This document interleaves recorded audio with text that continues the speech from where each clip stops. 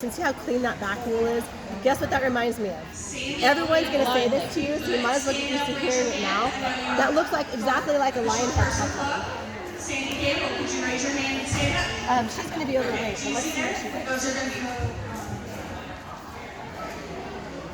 She weighs 4 pounds, 1 ounce. Big body doe. She is KOST. Here's what I love about her. Look at that boldness of head. She's a little too flat over the crown. You know how we really want a lot of depth over the crown, depth of wool? And she's just a little flatter. But she's very even in wool, and she does carry length down to the brim of her nose, and it does radiate fairly evenly down to each whisker bed. She's got wool that carries good length and good density all the way down the ear, but her legs are very devoid of wool. So I could DQ her. You see how plain-legged she is compared to what I had up here on the table?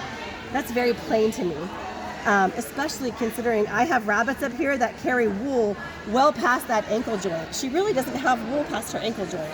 So I would DQ that, especially because this standard requires legs and feet to be well wooled, heavily wooled. So that's one thing I would look for. And this is a problem here because she really does give the appearance of wanting to have a saddle. And I understand that because this is one of the breeds that went into the development. So you're gonna have kind of crop outs from time to time that might carry no wool on the legs, or at least past the ankle. They're gonna be really open in wool. And you might start to see glimpses of this popping up. And it's easy, I think, you've done it, to breed away from it. What I like about this rabbit is the width of body. She's kind of a little tank. She's like a little Sherman tank. Very good width of shoulder, midsection. She's got a powerful, well-muscled, rounded hind quarter. So there's a lot to be admired about this body on this rabbit. She still needs more flesh over those pin bones though, because as you run your hand down her midline, she's a little prominent here. She needs to have the head mount of that broken. She's a little bit low out of that shoulder. Not nearly as high off the table as ideal, but she's very short and she's very round in profile. There's a lot to work with in terms of body, and the fact that she's already developing this much fullness of wool is very, very attractive.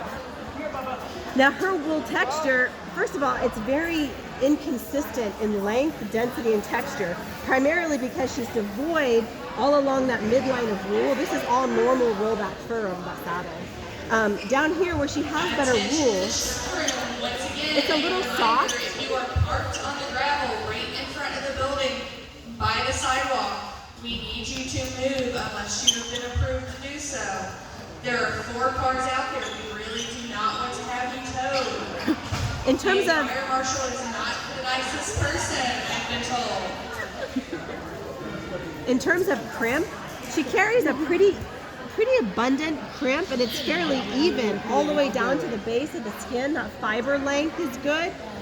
The texture is a little bit soft in comparison and just a little uneven throughout, but her strength is, this rabbit would be in addition to the program, not so much for her wool, but for her width.